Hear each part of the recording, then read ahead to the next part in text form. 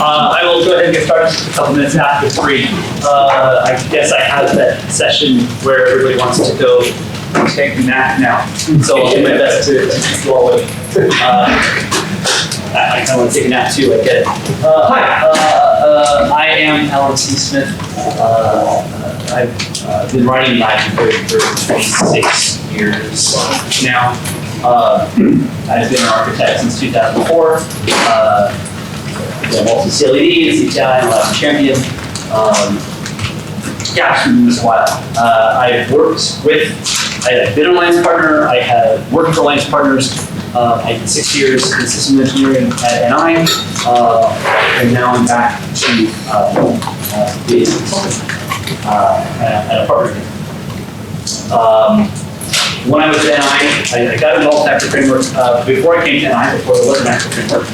I've been involved with it ever since. I've been on the long at NI. I'm still trying to sort of PHP. I wrote most of the productivity tools for Active Framework.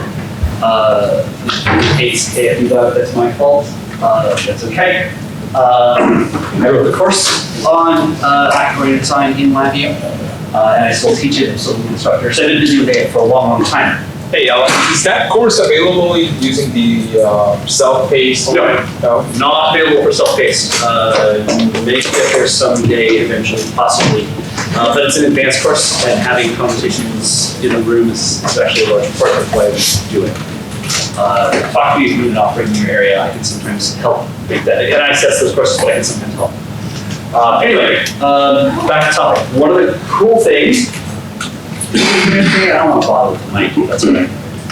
One of the really cool things about no longer being at NI is I'm no longer advising customers. Well, I'm still advising customers on how to do products, but now I'm also actually doing the job, which is just great. I love writing code. And finally, after years of coming to these things and people talking about test-driven development and unit tests, and doing that sounds really cool, and I want to try to do that, I got a customer who was not only okay with me saying, hey, can I do unit tests? When I asked the question, can I do unit testing on this? His answer was, I expect you to. Yes, awesome. So I finally got to do what I've been preaching people to do for a long, long time, and I have to tell you, it was absolutely wonderful. And as some people in this room would no doubt tell me, welcome to the party. Best Christmas movie ever. Neither here nor there. Why is I need my notes, just 1 second. Gotta change something here so I can see all of my green notes. There we go. Zoom. And much better. I was missing my notes for a second. That would have been good. So, I don't have a lot to add on why, well, other than the fact that I had a really good experience with doing it. I don't have a lot of why unit testing or why you should do it or why it's really awesome. I have left that to other folks that have come before me. I am going to share my experiences in applying it to Active Framework and some of the patterns that I worked out to get there. I'm talking Active Framework, and so the examples are all specifically Active Framework, but the general principle of how you do this, I think, does apply to any of our actor systems, any of our asynchronous systems. So first thing I want to talk about is the fact that, yes, indeed, this is a bit of a challenge to test them. I mean, who here has used Active Framework? Oh, okay.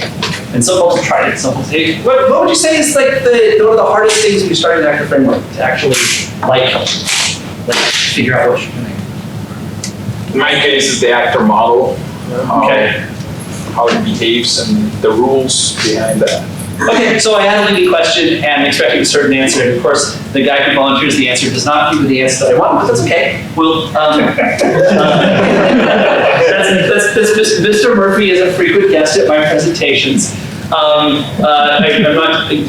Splitting the actor model, we spend a lot of time in the course doing that. It's actually a big deal. I'm not trying to minimize your question.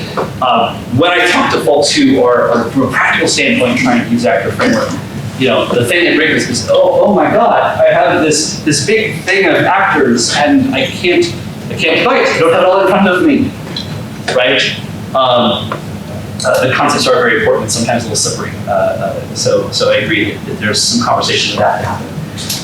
A lot of people, though, when they go to do I can't find the right block diagram. I have all of these VIs and they all come up asynchronously. I can't get the right block diagram, so I can't do exception highlighting. I can't follow my data through my code, right? They like to be able to do that. I don't know why. I can't use probes. I mean, I've got these re-entry VIs and they pop up and I can't move it to the right one. All these problems, that's a big, gnarly thing that they have trouble getting into. And what I told them from the beginning, what we consistently on the active framework team told them from the beginning is to test them. You don't test them like this, because you can't. You can't do that. You gotta take it apart.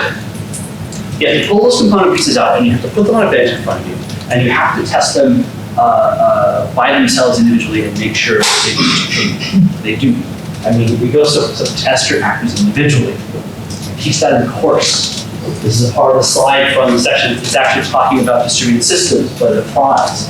Multiple small projects, okay? Put that one thing on your desktop and manipulate it. Write a test harness, right? A little something, a little characterization tool that you can drive it with. And Sam Taggart put together tools through that framework, which I think DQMH was originally doing as well. So yes, actual implementation is something that I've been recommending. When you do that, when you have one actor under the microscope, your tools all come back. It's a lot easier. We have a desktop execution trace toolkit, which of course is great, but in the whole system, it's a lot of traces. One actor, you're only seeing a few traces. You can find the entry reassociations often fade, so you can get to the right block diagram more easily. Highlighting works, probing works, all that good stuff. But that's all by hand. We would like to join the rest of the team and do unit testing and preferably test and development. We would like to get into this kind of workflow where we write some tests. In the course of writing tests, we also design our API. It's actually kind of an iterative process because as you write your tests, you discover more things through API notes. And then it's more tests. Eventually you get a set of tests that you like. And then you run them to make sure they fail, because a test that passes when you haven't written code is not a good test. Once you've done that and you're happy with it, go write the code. Yay, you've done the right code. And then you test until you pass. So this integration there as well. Write some code, I don't pass it. Write a little more code, cool, I pass. We want that workflow. And then we look at the framework. Like, how do we do that? Well, that's what we're going to talk about. The challenge, the really central core concept is how we take that actor, lay it out on the bench, wire up to it, put our virtual VMs on it so you can poke it and see it's moving around. To explain this, I am going to I'm going to talk about the tools that we have available, what are we actually trying to measure when we do that isolation, which leads right back to this gentleman's point of understanding the actor model. Look at the components of the actor model, and that tells us what hooks we have into the system. We have the actor itself, the thing we want to test.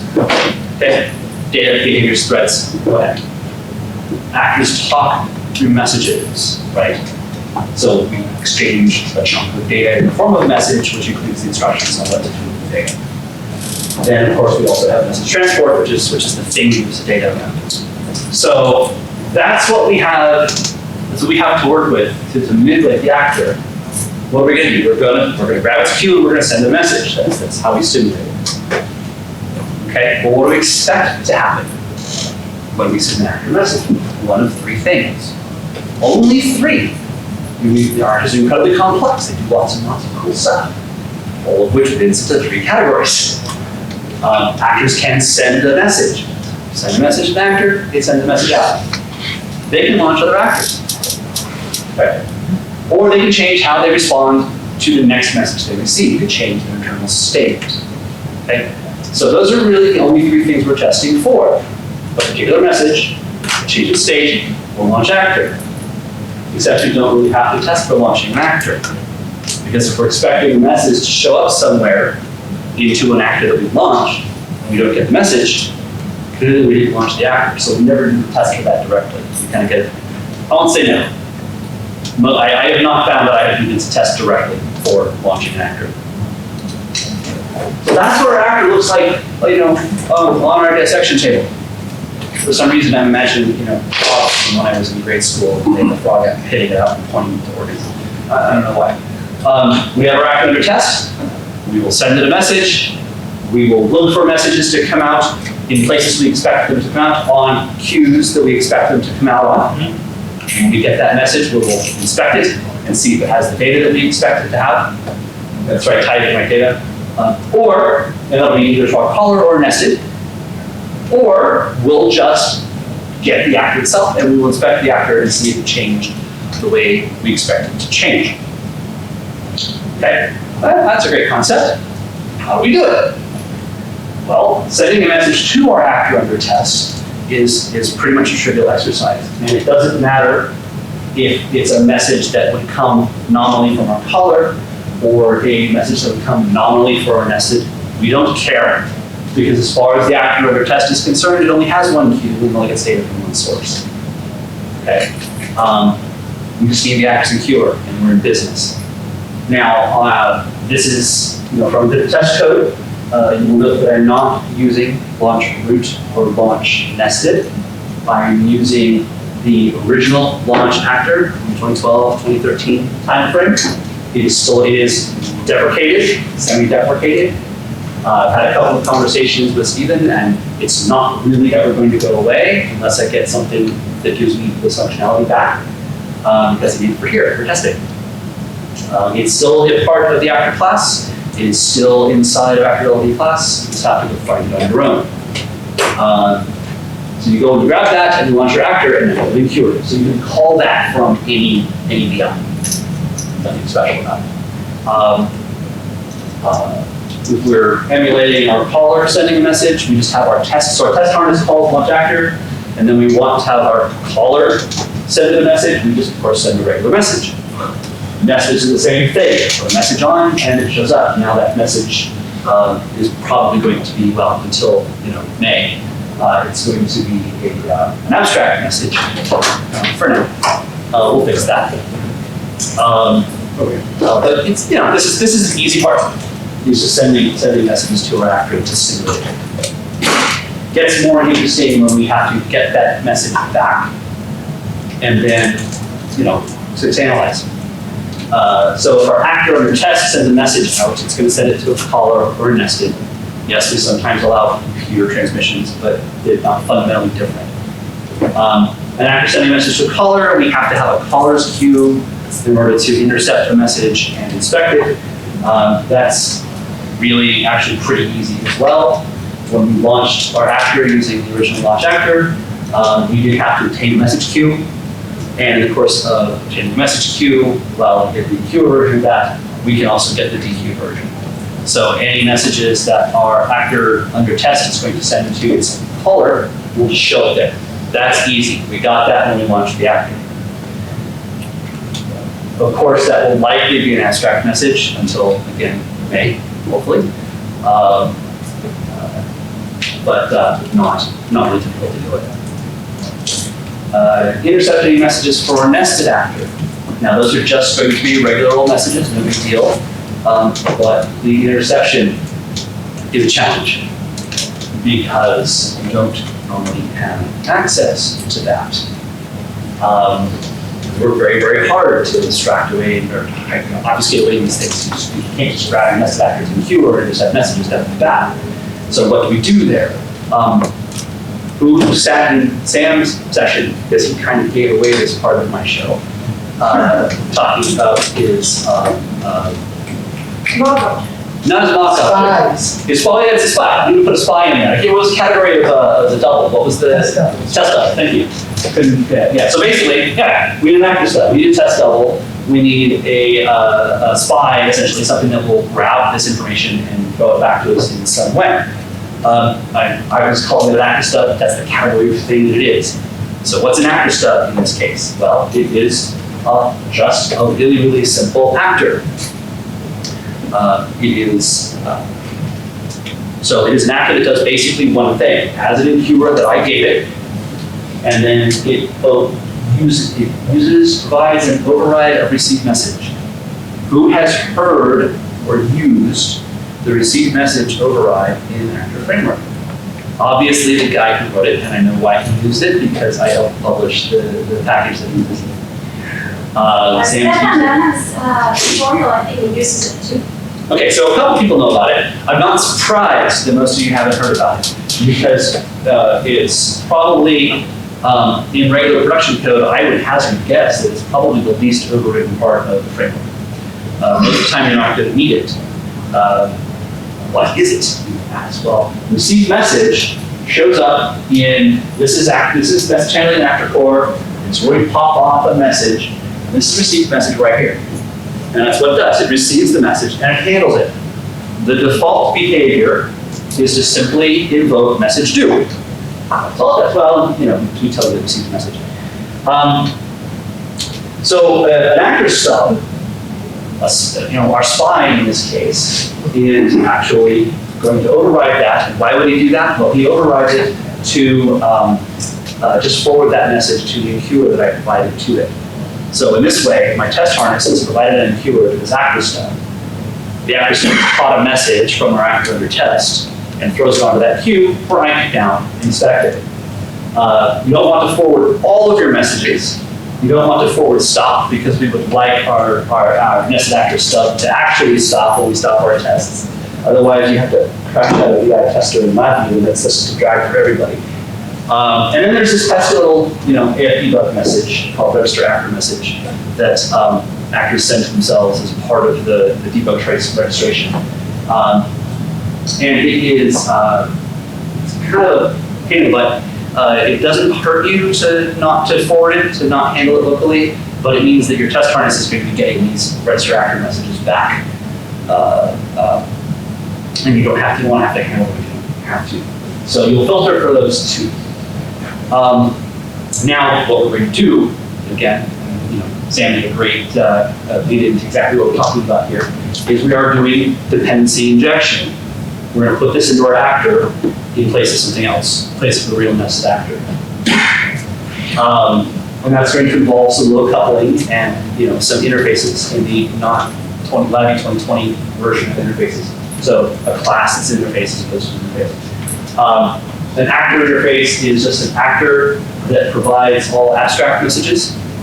They don't do anything. They exist to be dynamic dispatch, written, and to provide us to be the targets, the methods that are invoked by messages. So our interface actor here provides a set of messages that all the children will respond to. And then we write children that provide concrete implementations. Okay, so that's what we have to do to our actors. Our actors have to change to do this. Every nested actor who want to do this has to inherit from an interface to make this work. That's why I'm so excited about interfaces. So then we get to the dependency injection, which is really simple. I have, the cooler remote is my actual nested actor that my cooler is going to use. I have to make this UI stub inherit from the same interface, and we're good to go. Kind of drag, of course, change on the software the inheritance hierarchy that they might not necessarily want. Sam. So if you're not actually processing the messages, you're not calling through, do you actually have to inherit? Sadly, you do, because I want to enforce typing. The actor under test wants to have a specific nested actor that it can send messages to. And so I want to preserve that. I want my actor under test, when I go to do the injection, I want to know that I'm injecting the message an actor because this is all about the caller. Yep. The caller requires this of all of its nested actors. Yeah, okay. I wish, well, in hopefully a few months, I'm talking about that right at the very end. Hopefully in a couple of months I have a way of dealing with this. But at the moment, they all have to have that common inheritance. It's kind of a drag, but it is what it is. Okay, is everybody clear on the mechanism that I'm invoking here to put this actor and wire it up so that I can intercept its data? All right, let me get specific. Let me show you an example. We'll test a simple feature. Right. So, I still like the testing. I have a feeling that it's end of life and it's going to go away on me soon and I'm going to be looking for a replacement. But I really, really like it as opposed to a lot of the other things that are out there simply because it handles classes really well. NIS unit test framework, not so much. I haven't looked closely at Pariah. I hear from folks that have, it's not so good at managing classes either. Maybe I'm wrong. This is a tool that I've used for a while and I'm comfortable with it. So that's for the purposes of this example, I am borrowing the Adaptive Cooler, which is the course project from Actuarial Design and LabVIEW. I actually need to do that still. Because part of the particular feature that I'm looking at, we're also going to touch on nested endpoints and network endpoint after a little bit. Here is, and this is all just setting up my example, right? So here's what we got. We have a cooler. It's receiving data from a number of subsystems. Nested actors are sending it data, and it is passing that data onto our UI, which exists in a remote, right? So there's a network connection UI. It sends the data to UI proxy packages it up, throws it across the network. And I'm primarily testing that is what I'm testing. Data to the cooler and then across to the UI. I find sequence diagrams to be immensely helpful in understanding how my actor systems work with each other. Ethan Sessions' priority had several as well. Who here is familiar with the sequence diagram? Okay, a couple of folks in the room not quite didn't see quite the enthusiastic raising hands that I would like. It's a good coverage, not quite. So I will take a moment. This is the sequence diagram. The blocks across the top are my actors. The vertical lines are a time axis. The time axis is unitless, but the direction of time is down. So as you go down the line, events are happening. A block on a time wire is a bit where my actors do some processing. So it's invoked, the method's been invoked, which will use stop. The arrows between those blocks are messages, and they're labeled with the name of the message. If it's an abstract, I have taken to putting the parent message type in parentheses on the bottom, and the actual message that I send here. Otherwise it gets a little confusing. Bit of a sidebar, this diagram is a pencil. I could do some cool little electronic diagram of my sequence. And I have a very good reason for doing that, which is that I write these diagrams, I make these diagrams when I am thinking about the system that I'm building. And when I'm thinking about the system I'm building, I don't want to be distracted by YED or the group development suite tool or Lucid chart or whatever my customer is using, because they're all using something different. And I want to have to bring a tool while I'm thinking about the code I'm trying to deliver to them. I have been working with pencils for 50 years. I don't have to think about using a pencil, and I retain it better. That's the other thing to find. If you write things, they stick in your, instead of typing them, they stick in your brain better. And all that's what I want going on when I'm designing. We can turn this into something pretty big. But for purposes of understanding the system, stick to a pencil. All right, branch off. So here's an example of a sequence diagram. We can drill down into that and we can pick out a single feature on our sequence diagram. And a feature in an actor system is typically a chain of messages. Something is going to happen with an actor on one part of my system, it's going to get some input somehow, and that is going to turn into a flow of messages to at least one other actor, typically, and often more, because it will cascade off and things will happen. So I get an update down here, and things go downstream of that. So that is a feature in this entire thing. But we were looking at single actors to make sure that they work. So we drill down a little bit further, and we pick out one, to write a single test, we pick out a single interaction, one actor, one message in, and in this case, the message that we expect to come out. Okay, there's more messages we didn't want to get. More messages coming out than we tests. And that's it. That's the thing that we're testing, so we have to write code for it. That is, of course, the example of send a message, get a message, one of the two possible interactions that we can have. EAPI tester, so we're going to write tests, design API portion of our activity. EAPI tester, we have a concept of a test case, which is a set of tests. The tests are, of course, our single activities. A test case in VI tester is a class. Again, if you're using a different test suite, it might look a little different. This is the way it looks in VI tester. I have set up, I tear down, and then I have the specific tests that I'm doing. I have adopted a naming convention for myself. I test the message that I'm going to send, the thing that I expect it to do, which in this case is send a message, and then the message that I expect it to be sent. And sometimes if it's not too good, I'll also put where I expect it to go. That's handy for me, what I'm looking through, what's going on, or hopefully handy for somebody who comes after me. Here is setup. You can see my call to launch actor that I've been talking about. You can see me make the message queue. I have the option, and should, pre-configure my actor pretty much any way that I want. I can use any of its write accessors to inject data to put it in a certain state. I can also invoke any of its normal methods if I want. I don't have to call. There are a number of methods of actors that normally invoke my messages that don't have to be. And so I might invoke certain methods to put the actor to a state that I want to test.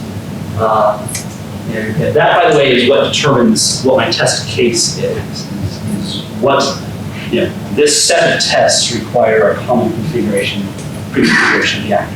That's high. Down here, you can see me doing the dependency injection. So I made another queue. This is the one I expect my nested active response to show up on. Here's my nested active stub, and I do that pre-configuration. Normally, the dependency injection would simply be a method call, an accessor. In the case of this particular actor, the way it got laid out several years ago was you send it, and you change the UI on flight, so you send it to the UI and it launches it. So I have to use a message in this case. Normally it'd be an accessor.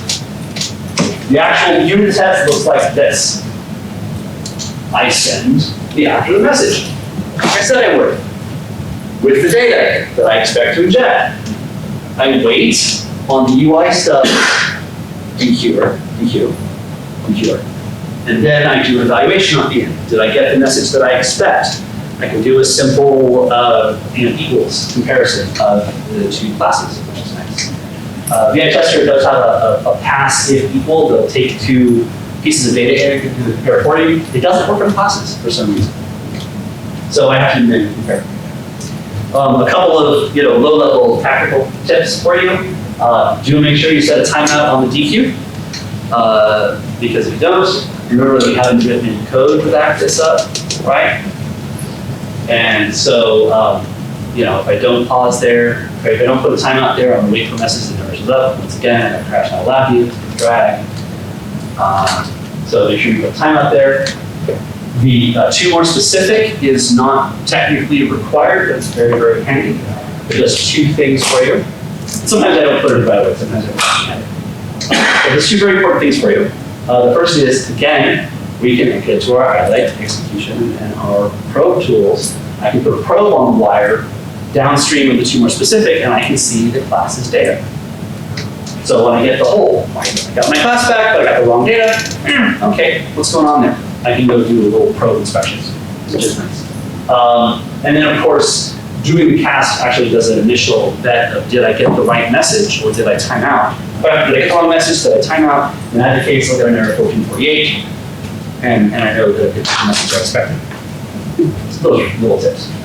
And then the third one is, in order to set up the compare, I have to configure the message with data.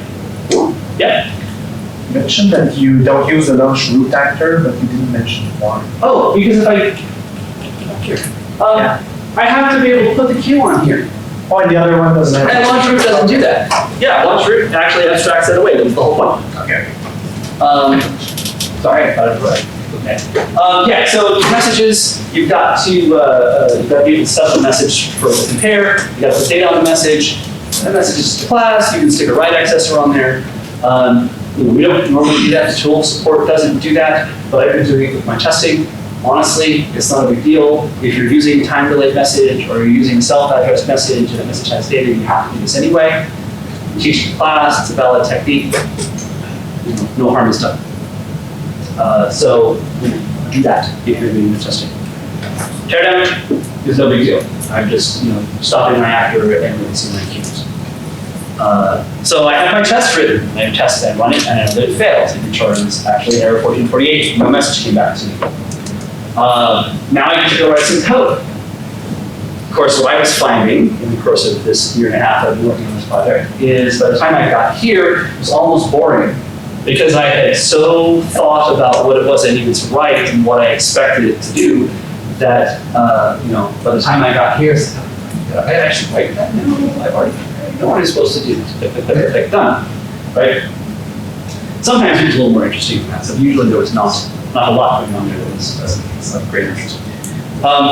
Anyway, that's it. That's unit testing there. I have a few more details for you. We're going to go look at the part of the feature where my fan is setting itself an update and passing this abstract message to its caller. New actor, new setup, new test case. The only thing that's really different here is I'm sending a regular message, and fun fact about abstract messages is that they do actually include a read accessor for data, so I don't have to compare two classes. I can just grab the read accessor that the child classes in the message need to make it work right. So, yay, freebie for us. The only reason I brought that part of the feature up. And then the last bit is we'll go ahead and finish it out, and we'll look at the rest of the feature. This is where I'm passing some data to this UI proxy, and I'm forwarding the message to the remote, which is of course across the network. New test case, new actor, new set of parameters, new test case. The wrinkle here, and the reason why I'm taking valuable time to look at it, is so I'm not sending straight to UI. Right? I'm sending this UI proxy, which is invoking another actor. And what I just told you is that I should be taking this nested endpoint and popping it out and putting in an actor stub. And the problem is I can't really do that. I can't really do that because I can't put an interface class on top of this. Right? Because this is a package that I downloaded and it doesn't come with the interface class. I can't put it in here because I mess up the inheritance structure. So I'm stuck with that. It's also something that I know was tested at WATT Missile Tuesday, and I'm really not concerned about testing that. And the fact is that it's a forwarder, and so that I really can't just put something on the other side to catch the data that comes out. Now, the way it comes out of the box, what I'm going to have to do is put on some TCP code in my test VIs, right? And then I'm going to have to catch that data and TCP and analyze it. And I don't want to do that. I really don't want to do that. This is gross. This is gross for several reasons. So the first is, okay. One of the really cool things about having a complete set of unit tests is you have a complete specification for the stuff that you're testing. What on God's green earth does what I'm plugging in on that particular part, that particular aspect of my code, what on God's green earth does TCP have to do in simple message forwarding? I don't want to have this here. It's a distraction for anybody who comes after me. I've already done this. This is actually a part of the nested endpoint test suite. I don't want to do that again. I shouldn't have to replicate that test every single time. I was going to point out that the moment that you're going with networking, it's no longer the unit testing, it's integration testing. Yeah. So, you can still use the same tools that you use for unit testing for integration testing. But Right. you should believe that it now knows how to set it. That what you just said is the overstatement of my specific objections. Right. I shouldn't have to do any of that. I should be able to modularize it further. The good news is I can because the guy who wrote nested endpoints had a clue. Oh wait, that's me. And made the network protocol a configurable item. So there's an API for that. So I can do dependency injection with just a little diverter class that just puts, takes the data that comes into the nested endpoint, puts it on a queue of my choosing, right? I override the basic API and then I extend it with some stuff I need for testing. And then of course, I'll configure my dependency injection basically with this thing, and then I'm just waiting on my special AFQ stream diverter, and we're back to where we started. Now, why did I take the time to go through all of this? Because this is really just what I told you to do before, which is please stub out your nested actor with something that goes forward for you, the spy. Well, the reason I told you to do that is it highlights something that I've come to realize, which is that the TCP connection is a form of business rule. Business rules go in their own classes that are not necessarily your actor. And the beautiful thing about that is that you can, so here it is, this is the test suite. The TCP's chain transmission. And it is completely separate from nested endpoints because it's completely separate from the responsibility of passing messages around the actor system. Let's test that by itself. Then you can use it somewhere else. That's a beautiful thing, being able to take our code apart. And that is actually, I think, for most of us, most of the time, I think that's actually the biggest benefit of OO. You can, I think somebody else said this day too, you can actually pull these small testable pieces out and make sure they work independently. We talk about OO as being awesome for code reuse across projects. And that's true, but I think for most of us, most of the time, our testing is our most immediate and most frequently realized benefit of OO, being able to disassemble our code in this fashion. Okay, so that was, a fair amount of time spent on actors sending a message, actors, we send a message, we get a message. The one last one I wanted to show you is actor changes state, so if you send an actor a message, the state changes, how do we evaluate that? So just an example, we'll go back to cooler in the middle here. Hydrate this one real quick. Whisper.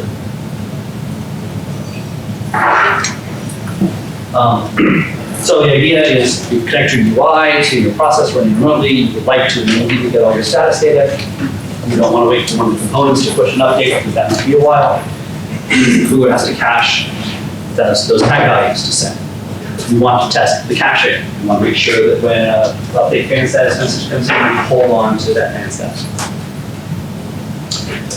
Same test case because we have the same setup. Now we can retest. And not surprisingly, this actually winds up being a case of send an actor message and get a message back. Because how can we inspect the state of running actor? We stop the actor. We look at it. So we send the actor the message that we want to send, and have the data. And then we immediately stop it. So it's kind of stated, it's processed, it gets a normal stop, and it shuts down. We wait on the caller's end viewer for last act. Who all knows what last act is? Oh, my God. Last act is your best friend that you never call. Every actor, when it's part of the basic actor library, when an actor stops, it sends its caller a last act message. Last act is beautiful. One of the things the last act contains is the actor itself. You get the actor back as a class, as an object, with data that you can inspect to receive an accessor. So we stop the actor, the caller gets a last act back. You know it's going to be a last act, right? When you have to, we can wait and do a little validation, make sure we got the last act message, but we know we're getting one. Okay? So get last act back, we cast from last act, we get the actor, we cast it to our actor in the test, and we use a write accessor and pull data out. That does mean that you're writing write accessors. It's the fast example of the PCB board and the touch points on PCB board. So we are providing write accessors that you might not normally want to provide. I think this is a pretty safe operation in AF because when the actor's running, you're not going to have access to a read accessor or the data from it because it's running and it's protected in its own thread. So I think this is a pretty safe operation, and that's how you test in terms of state. And so that's really it, and it is pretty simple. I have a question. LabVIEW is a framework. Yeah? And the question is, what are you trying to test here? How actors send messages to each other, or the business logic of the cooler actor? So I'm putting an individual actor on a microscope. An individual actor by itself, it is simply something that sends messages to other actors. It might do some stuff. It might do some stuff internally, but that stuff is going to resolve as a message that goes somewhere else. So black box testing. I'm very much shooting this black box. I'm going to put something out to get something out. I think there is an easier way to test business logic of the actor. Okay. Sending it messages. Yeah. And that way is you have all the methods that are called in the do method of each message. You just can change them. They're all public. You can feed whatever values you want to feed and get the results without analyzing. So what you don't have, and you can set it up so there's a caller queue, this is the idea for that. What you don't have, because I thought about that. You don't have initialization, but you also don't have any active nested actors that's launched. No, you don't. And But that's unit testing, you can lock the nest after. Well, is that not Check it. exclusive to that? I mean, I've used the same sort of thing to do, test my logic internally. So if I have some particular Yeah. do method that I know that, well, if I get this and this, it's that, this and this is that, then you can still use that tool to do it. This is Yeah, just yeah. sort of testing. And you can always run an actor as just a regular class, and you can see what you're absolutely Yeah, right. because in my mind, it's much simpler and it's less overhead in writing the tests. Yes, for the cases where it works. Yeah. If what you're doing is, actors talking to other actors, But that's and not that's a large unit part of testing. I send a message in, and the message is going to come out, I want to test that. Then I have to do this, and I found that once I started doing this, it's like, well, I already have the test case that says the actor the way I want to, just send Yeah, this. you mentioned SAND presentation, he was talking about the mocks. Mhm. You just put a mock that lists all the messages sent out by the actor. You get a log. But then I have to test all of them, as opposed to testing a thing. And I love the testing a thing. I test one stimulus and I test one response. So probably with actor framework, there are two types of unit tests. One, you just test the bare bones business logic of the actor that you can chain without any synchronicity. And then you test this entirety that includes sending messages. I would accept that proposition, yeah. So I had, I was just gonna say that where you're testing the public API of an actor, and it happens to be that the public API of an actor is the messages. So Yeah. that's why you chose that. Mhm. But I agree with Dimitri that I could think, at least it goes back to defining what the unit is, Right. right? There's a Roy Oshafor of his book, I think in the edition of the book, he changes the definition of unit testing. Right, and in the last one it's a unit of work. So unit of work would be the actor and the messaging would be the public. yeah, and that's probably, I guess I sort of stumbled into that definition. And I think a lot, so some of that may have to do, and this is why we have more than one toolbox, right? Some of this may have to do with the characteristic of the project that I was running, which the portion that I was managing involves actually managing those subsystems. And so I'll get a message in here from the PLC, and then I have to turn that into a message that goes over here. And so I have a lot of message handling. This is more like an integration testing. Okay. Well, is it- Each other. When you have a main actor that is launching a number of sub-actors, each of those has already been well tested, then, and they have their own independent tests, then it's like saying that's just a fixed layer of your API and you're testing this unit in isolation. You just happen to be spinning those up as part of it. There's a real tension there between what constitutes a unit once you have an asynchronous process. Yeah, correct. And if you're not testing it in place, it's like saying that I've actually done hardware testing when I didn't have the hardware around. Yeah, that is correct. I think if you do the synchronous testing of just the payload of the do methods, it would save you a lot of time. And when that's possible, the actor framework provides all the tools needed to mock that and to provide here's a stimulus and this, check for Yeah, that was one of the benefits you listed about the actor being testable in the first place. Right. Early on, right? Right. Invoking the dues certainly works. Yeah. And, okay, I mean, honestly, I think it's a small difference between invoking the do and sending a message.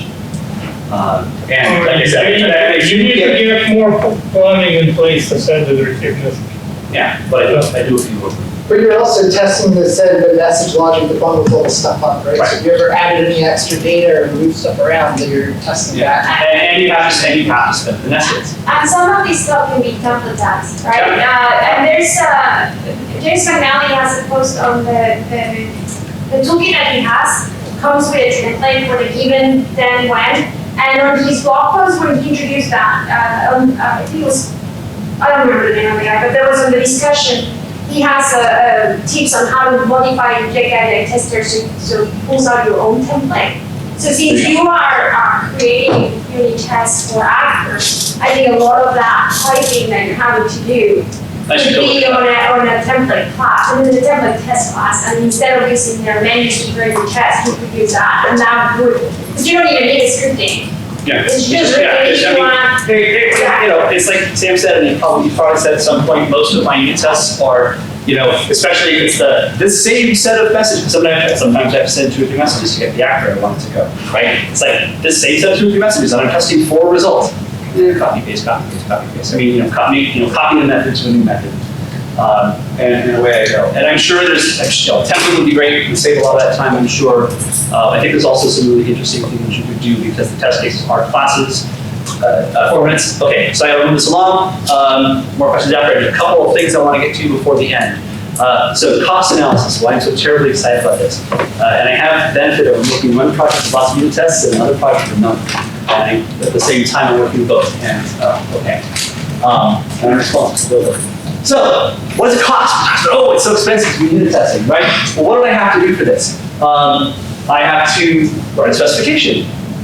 Since this is do proper unit testing, tester no, I have to write a specification.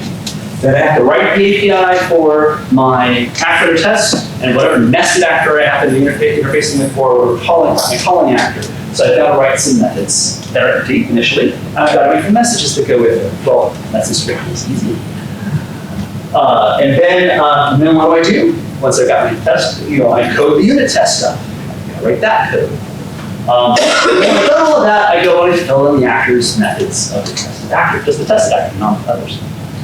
Of this list of 4 things, what's the new thing? What new things do I have to do if I'm doing test driven development?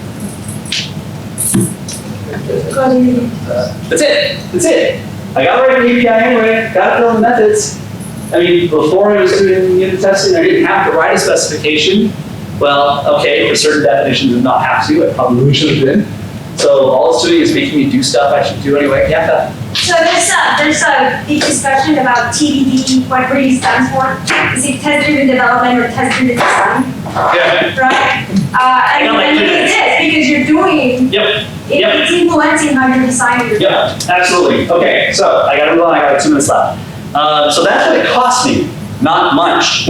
It costs you a number of items on the slide. It's 1 out of 5. Right. And the amount of work in that point in the red frame is a lot. I have not found it to be. That has simply not been my experience. So, but I gotta get to this, and then we'll have time for questions, I'm sure.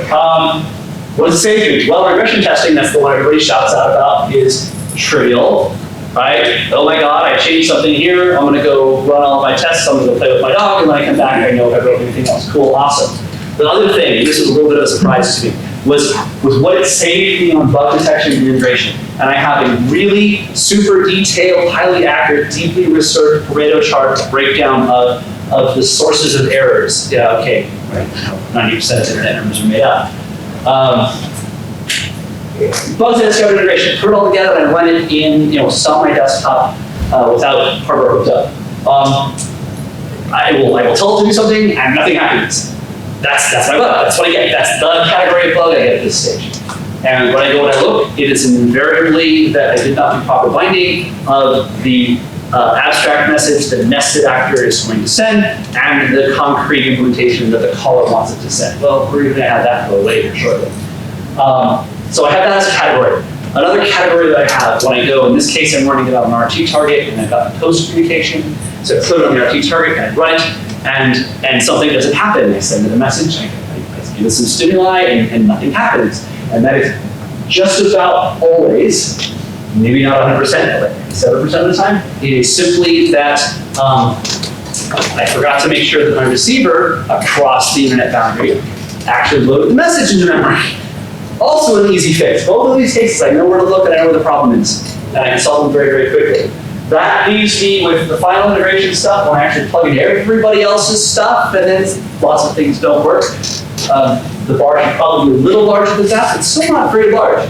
And those all come down to essentially something that wasn't communicated to me. So it all works. It just doesn't do what we expected it to do. So somebody didn't tell me a requirement, or we didn't know there was a requirement, or we made some assumptions. The two different teams made assumptions and they don't mesh up. Okay? Occasionally I extra out to test something, again, because an assumption got made. Whole categories of bugs disappear when I do this, which saves me an incredible amount of time. And I gotta go to closing thought, and hopefully Stephen will let me have like 1 more minute to do this. He's being very forgiving because I've got great questions from you guys. We know this, we talked about this. This does change the design of our software. And in our current version of LabVIEW, it does something that I actually find to be a bit unpleasant. This is so valuable that I want to be able to sub out all of my actors, all of my nested actors for test stubs. But remember that means they all have to have a common base level parent with all of the messages together. And that's that what did you call that this morning? When you have like the base class was everything? Fragile base class. The fragile base class, what a fragile base class. I can't have what I love to have in actor framework, which is several layers of actor inheritance that build up complex behavior, and then the full set of messages that they implement. Because I can't, my choices there are really, really bad. I've got to take my stub and I've got to make it a child of that and shut everything off. It's a real drag. Okay, but I'm really, at this point, pretty invested in being able to take my actor systems apart. As I just talked to Stephen before this presentation, when we actually get interfaces, it's going to make this all better because I get to do this. This is a diagram from this morning. I get to have a complex actor that my nested actor inherits from. So I've got some behavior and some more behavior that implements an interface. And then my stub, which doesn't do anything except that receive message override, that implements the interface. And that's it, because Jeremy just walked in the door, and look, it's my last slide.